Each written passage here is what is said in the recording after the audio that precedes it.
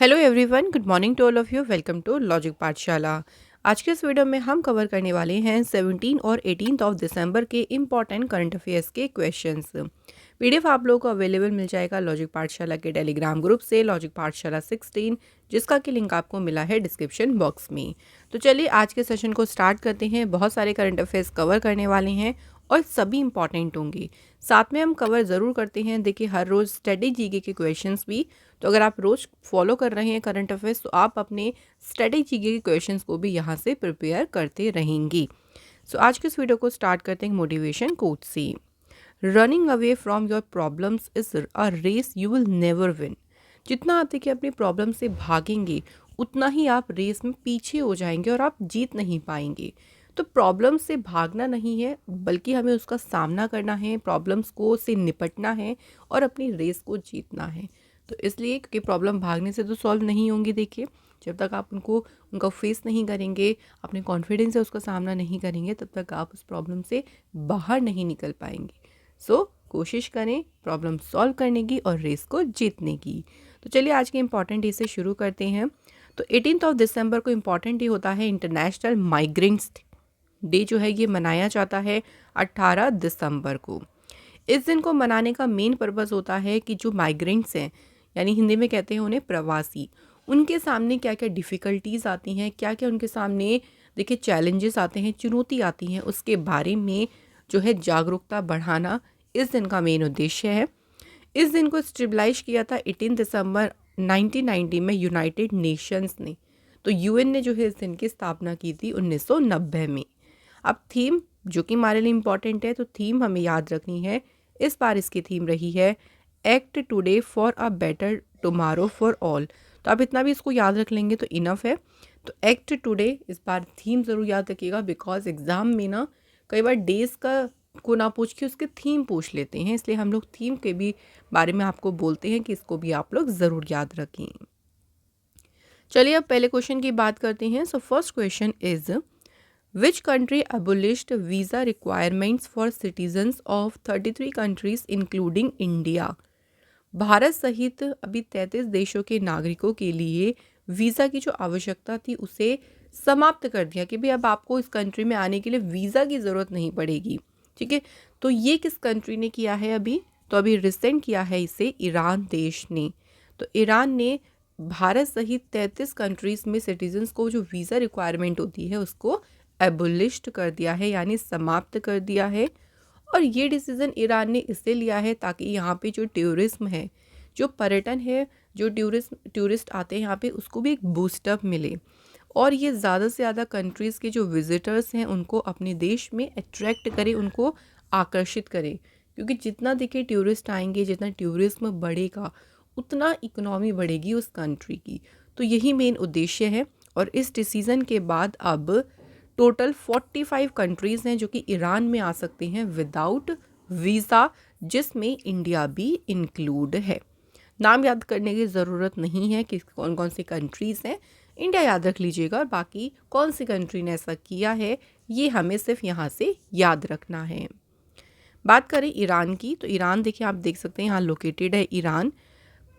Capital है Tehran, currency है Iranian rial और प्रेसिडेंट है यहाँ के Ibrahim Raisi. Next question, Asian development bank has raised India's economic growth forecast for fiscal year 24 to what percent from 6.3%। तो देखिए अभी एडी यहाँ पे पूछा गया है कि जो एडीबी है, एशियन डेवलपमेंट बैंक है, उन्होंने अभी इंडिया की जो फॉर इकोनॉमिक ग्रोथ है उसको 6.3% से बढ़ाकर अब कितना कर दिया है? तो इन्होंने कर दिया है 6.7%। तो फिस्कल ईयर 24 के लिए अब एडीबी ने कहा है कितना परसेंट? याद रखेंगे 6.7%। एडीबी की बात करें एशियन डेवलपमेंट बैंक, तो इसकी फॉर्मेशन कब हुई थी? 19 नवंबर 1966 को। और एशियन डेवलपमेंट बैंक का हेडक्वार्टर याद रखेंगे मनीला, फिलीपींस में जो है हेडक्वार्टर है। अब इसी के साथ कुछ और अपडेटेड देखिए जीडीपी लिस्ट याद रखनी बहुत ज़रूरी है क्योंकि एग्ज़ाम में पूछ लेते हैं। तो कोटक महिंद्रा बैंक ने बोला है फिस्कल ईयर 24 के लिए कितना परसेंट? 6.8।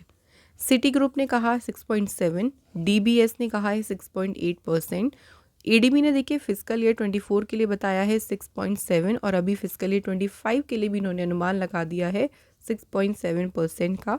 मॉर्गन स्टैनली के अनुसार है 6.9 और आरबीआई के अकॉर्डिंग कितना है 7%। अगला है क्वेश्चन है the global summit on liveable cities of tomorrow was organized in which city of India.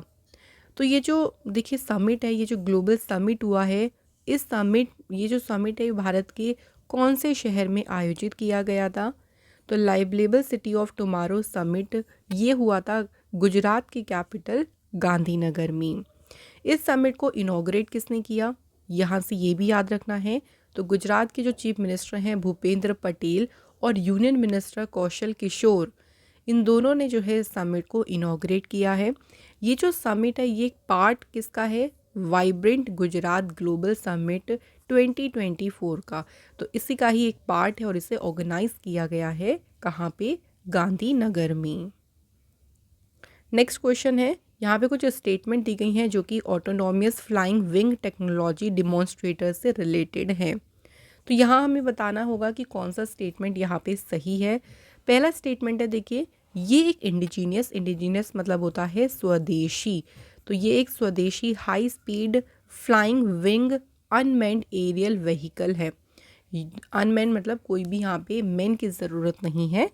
और डीआरडीओ का जो एरोनॉटिकल डेवलपमेंट है, उन्होंने जो है इस यूएवी जो है इसको डेवलप किया है, इसको डिज़ाइन किया है। ये जो अनमैन्ड एरियल व्हीकल है इसे डिज़ाइन किया है। तो करेक्ट जो स्टेटमेंट होगी फ्रेंड्स यहाँ पे, ये दोनों ही स्टेटमेंट बिल्कुल सही है। तो इसलिए ऑप्शन नंबर सी यहाँ पे होगा करेक्ट आंसर। तो जो इसका अभी फ्लाइट ट्रायल किया गया था, इसे किया गया था कर्नाटका में चित्रदुर्ग जो है वहाँ पे एरोनॉटिकल टेस्ट रेंज है, जहाँ पे जो है इसका उड़ान परीक्षण किया गया। और अब भारत जो है उन सिलेक्टेड कंट्रीज़ में से एक कंट्री बन गई है जो कि फ्लाइंग वेग टेक्नोलॉजी में प्रोफिशिएंट हो गए हैं, दक्ष हो गए हैं। तो उन सभी कंट्रीज़ में अब इंडिया का नाम भी जो है इसी के साथ ऐड हो गया है। तो इस तरह के स्टेटमेंट वाले क्वेश्चन भी आजकल एग्ज़ाम में देखिए पूछे जा रहे हैं करंट अफेयर्स से रिलेटेड। तो कोशिश करेंगे कि क्वेश्चन ज़्यादा से ज़्यादा भी इनको इंक्लूड करने की। एक और देखिए स्टेटमेंट से रिलेटेड क्वेश्चन है, following which statement is correct about the mission Antarctica. तो मिशन अंटार्कटिका के बारे में इनमें से कौन सा स्टेटमेंट जो है वो सही होगा? पहला है देखिए, जो मिशन अंटार्कटिका है उसे एक टीम ने कैरी किया है जो कि है हिमालयन माउंटेनिंग इंस्टीट्यूट दार्जिलिंग की। सेकंड, इन्होंने नेशनल फ्लैग को होस्ट किया जिसका वेट 7,500 वो स्क्वायर फीट है और इसका वेट है 75 किलोग्राम। इसे 16,500 फीट के एल्टीट्यूड पे इस नेशनल फ्लैग को होस्ट किया गया। तो अब बताना है इन दोनों स्टेटमेंट में से कौन सी सही है। तो यहाँ पे देखिए दोनों ही स्टेटमेंट जो है वो करेक्ट हैं। तो इसके आंसर होगा first and second both are correct. So यहाँ पे एक और इम्पॉर्टेंट कि इस मिशन अंटार्कटिका जो है इसे फ्लैग्ड ऑफ किसने किया? ये क्वेश्चन डायरेक्ट भी पूछ सकते हैं। जो रक्षा राज्य मंत्री हैं अजय भट्ट, उन्होंने जो है मिशन अंटार्कटिका को फ्लैग्ड ऑफ किया। इसमें जो है देखिए हिमालयन माउंटेनिंग इंस्टीट्यूट की एक टीम जो थी उन्होंने पूरे इस मिशन को ऑर्गेनाइज़ किया था जिसमें नेशनल फ्लैग को होस्ट किया गया था जो कि 7,500 स्क्वायर फीट का था और इसका वेट था नेशनल फ्लैग का 75 किलोग्राम। इसी के साथ इसने एशिया बुक ऑफ रिकॉर्ड्स और इंडिया बुक ऑफ रिकॉर्ड्स में जो है अपना एक रिकॉर्ड बना दिया है as the biggest India national flag, जिसे top of a mountain host किया गया है। तो ये रिकॉर्ड भी इसने अभी क्रिएट करे हैं दोनों ही इस मिशन के द्वारा। जो ये नेशनल फ्लैग होस्ट किया गया था इसने जो है ये यहाँ पे रिकॉर्ड को सेट कर दिया है।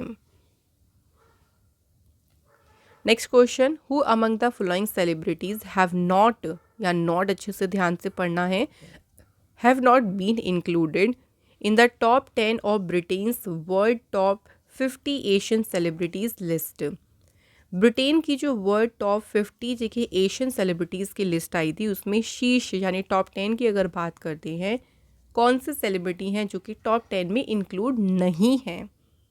तो इनमें से जो टॉप 10 में नहीं है उनका नाम है कैटरीना कैफ। ये टॉप 10 में जो है इंक्लूड नहीं है। इस लिस्ट में देखिए शाहरुख खान जो हैं ये रहे हैं नंबर 1 पे। तो यूके की जो लिस्ट आई थी top 50 Asian celebrities in the world की, उसमें नंबर 1 पोजीशन हासिल करी है शाहरुख खान ने, ये ज़रूर ध्यान रखेंगे। सेकंड पे आलिया भट्ट हैं, थर्ड पे Priyanka Chopra Jonas and fourth पे हैं दिलजीत जो दोसेन। लेकिन हमें ये सब याद करने की ज़रूरत नहीं है, सेकंड कौन है थर्ड कौन है, हमें याद रखना है फर्स्ट पोजीशन वाले। ये तो आप ज़रूर याद रखिएगा, डायरेक्ट भी पूछ सकते हैं कि जो ये लिस्ट है इसमें नंबर 1 पे कौन है। सो बॉलीवुड सुपरस्टार शाहरुख खान इसमें नंबर 1 पे हैं। अगला क्वेश्चन देखिए, Ravindra Berde passed away recently at the age of 78, who was he. So बात यहाँ पे करें रविंद्र बेर्डे की, ये कौन थे? तो ये थे फेमस एक्टर, ये मराठी एक्टर थे रविंद्र बेर्डे, जिनका जो है अभी निधन हो गया है। और मराठी सिनेमा में इन्होंने जो है काफ़ी एक्टिवली वर्क किया है और कुछ हिंदी फिल्म्स में भी इन्होंने अपनी भूमिका को निभाया है। जैसे अनिल कपूर की नायक जो मूवी आई थी, सिंघम जो मूवी आई थी, उसमें इनके जो है वो रोल्स थे। तो वैसे मराठी एक्टर हैं, ज़्यादातर मराठी मूवीज़ जो है इन्होंने करी हैं और इनका जो है अभी हाल ही में निधन हो गया है। अगला क्वेश्चन है, India has sign an agreement with the Asian development Bank for a $200 million loan from the latter to improve the quality efficiency and relativity of power supply in which state. तो किस राज्य में देखिए power supply की जो quality है, जो उसकी इफ़िशियंसी है, उसमें सुधार करने के लिए अभी एडीबी ने $200 मिलियन के जो लोन है उस पर साइन किया है। तो ये किस स्टेट के लिए दिया जाएगा? तो ये जो लोन है ये दिया जाएगा उत्तराखंड स्टेट को। तो उत्तराखंड पावर सिस्टम प्रोजेक्ट के लिए जो है इस एग्रीमेंट को इंडिया ने साइन किया है, किसके साथ में? एशियन डेवलपमेंट बैंक के साथ। यहाँ पे देखिए एडीबी जो है उत्तराखंड में जो इन्होंने एक गोल टारगेट सेट किया है कि अपने रेजिडेंट्स को ये 24/7 जो है बिजली प्रोवाइड करेंगे, उसी टारगेट को अचीव करने में बहुत मदद मिलेगी इस एडीबी फंडिंग से। उत्तराखंड की बात करते हैं तो उत्तराखंड की फॉर्मेशन हुई थी 9 नवंबर 2000 को। कैपिटल देहरादून और गैरसैंण है। यहाँ के गवर्नर हैं गुरमीत सिंह और चीफ मिनिस्टर हैं पुष्कर सिंह धामी। असेंबली सीट्स हैं 70, राज्यसभा की सीट हैं 3 और लोकसभा की हैं 5। इंपॉर्टेंट नेशनल पार्क हैं कॉर्बेट, देखिए Gangotri national park, Govind Nanda Devi, Rajaji and valley of flowers national park. Uttarakhand में देखिए अभी उत्तराखंड पहला स्टेट बना था जिसने यूनिफॉर्म सिविल कोड जो है इसको अडॉप्ट किया था। नेक्स्ट, उत्तराखंड गवर्नमेंट ने रोजगार प्रयाग पोर्टल जो है इसे लॉन्च किया। उत्तराखंड गवर्नमेंट ने ही ए हेल्प प्रोग्राम को लॉन्च किया था। नेक्स्ट, कंट्री का पहला जो इलेक्ट्रिक पिलग्रिमेज कॉरिडोर है ये उत्तराखंड का जो 4 धाम रूट है, यात्रा रूट है, उस पर बनाया जा रहा है। उत्तराखंड पहला स्टेट बना जिसने सेरीकल्चरिस्ट जो है उनके लिए इंश्योरेंस स्कीम को शुरू किया था। एशिया का जो सबसे बड़ा 4 मीटर लिक्विड मिरर टेलीस्कोप है ये कहाँ इनॉग्रेट किया गया था? उत्तराखंड स्टेट में। अगर बात करते हैं कि एडीबी ने देखिए अभी रिसेंट में कौन कौन से लोन अप्रूव किए हैं, तो अभी $175 मिलियन का लोन दिया गया मध्य प्रदेश में रोड्स को इम्प्रूव करने के लिए।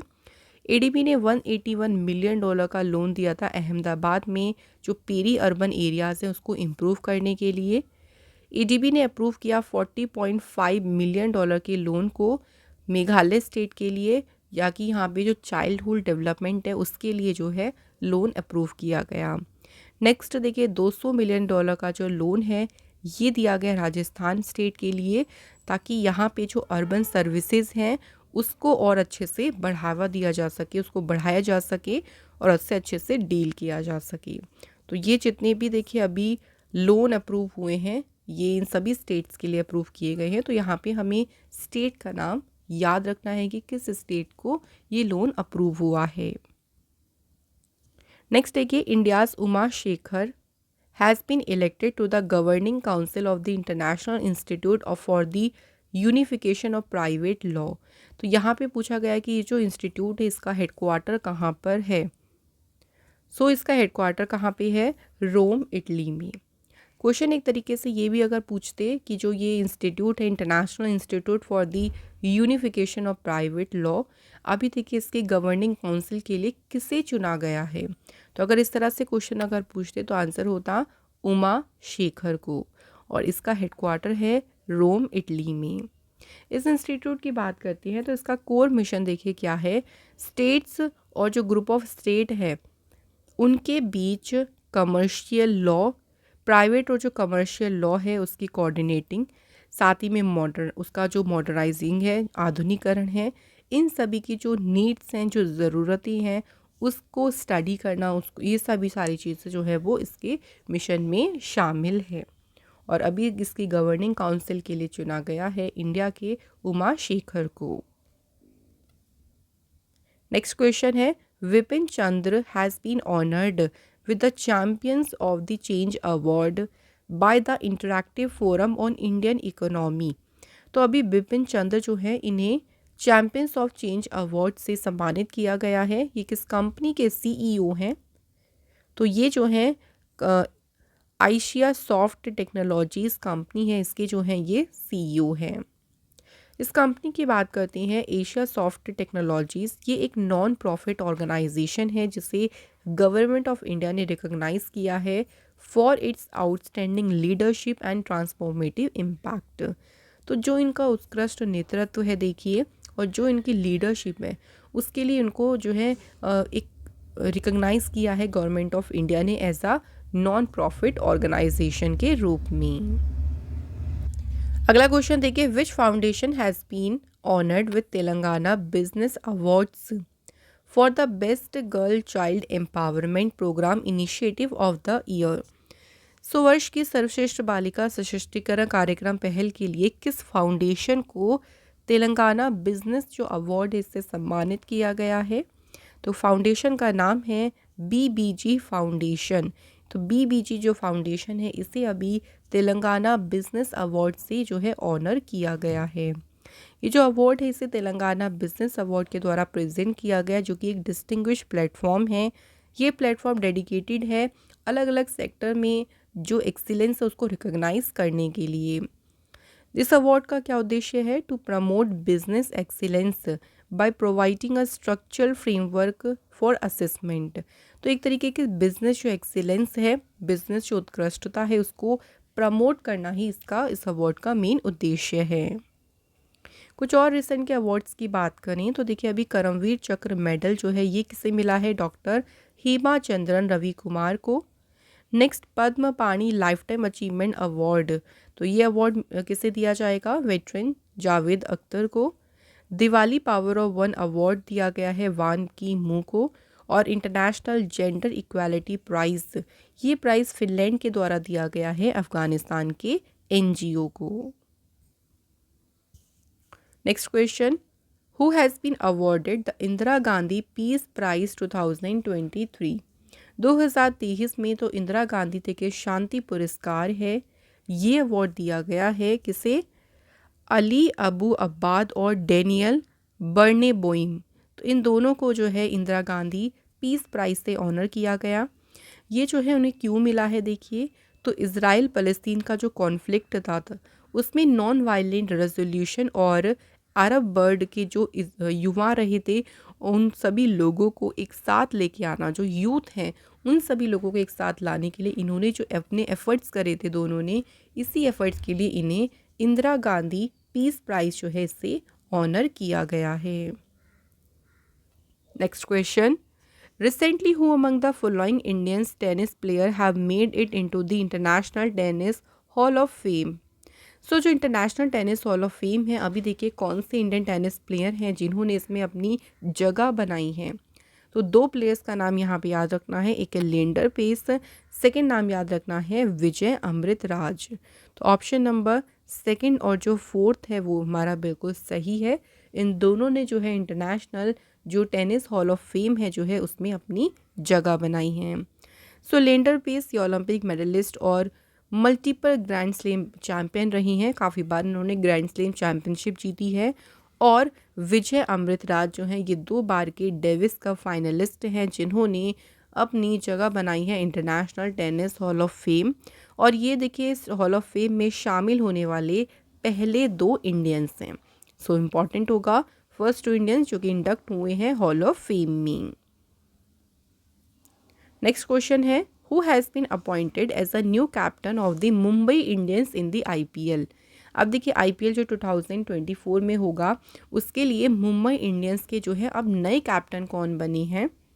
सो नए कैप्टन बनी हैं उनका नाम है हार्दिक पांड्या। हार्दिक पांड्या ने रिप्लेस किसे किया है, रोहित शर्मा को। रोहित शर्मा की जगह पर ये आए हैं जिन्होंने मुंबई इंडियंस को 5 ट्रॉफीज जिताई थी। और रोहित शर्मा की कैप्टनसी में मुंबई इंडियंस के पास देखिए जो टाइटल्स थे वो कब कब के हैं, 2013, 15, 17, 2019 एंड 2020। तो जो 5 बार की मुंबई इंडियंस IPL ट्रॉफी की चैंपियन रही उसमें कैप्टन थे मुंबई इंडियंस के रोहित शर्मा। लेकिन अब नए कैप्टन कौन बने हैं, हार्दिक पांड्या। हार्दिक पांड्या इससे पहले गुजरात टाइटंस के कैप्टन रहे थे। IPL 2022 में ये गुजरात टाइटंस के कैप्टन रहे और 2023 के IPL में जो गुजरात टाइटंस टीम थी वो रनर अप टीम रही थी, क्योंकि उसमें विनर कौन रही थी, Chennai Super King. Next question, which team has become the second women's team to score 400 runs in a single day of a test match. कौन सी टीम टेस्ट मैच में एक ही दिन में देखिए 400 रन बनाने वाली दूसरी वुमेन्स की टीम बन गई है। तो इन्होंने एक ही दिन में 400 रन्स कंप्लीट करे, जो कि अब कौन सी टीम बनी है, इंडिया। तो इंडिया की वुमेन्स टीम ने क्रिएट की है history by scoring 410 runs on the first day. So ये जो उन्होंने स्कोर जो बनाया था वो इंग्लैंड के अगेंस्ट में बनाया था। सो मुंबई में सेकेंड डे जो था वो इंग्लैंड के साथ सेकेंड डे खेला जा रहा था टेस्ट मैच, जिसमें इंडियन वुमेन्स टीम ने 400 रन्स को क्रॉस किया और बनी सेकेंड टीम जिन्होंने 400 रन बना दिए हैं एक ही दिन में।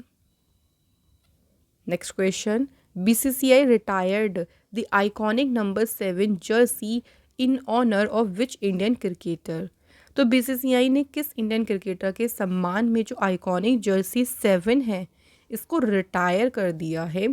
तो ये जो 7 नंबर की जर्सी थी ना, ये किस प्लेयर की थी, तो ये थी फ्रेंड्स MS धोनी की, जो कि अब इस जर्सी को रिटायर कर दिया है। मतलब अभी 7 नंबर तो किसी और को नहीं दिया जाएगा, ये इन्हीं के नाम का है और एक तरीके से इनको ये ऑनर ही दिया गया है।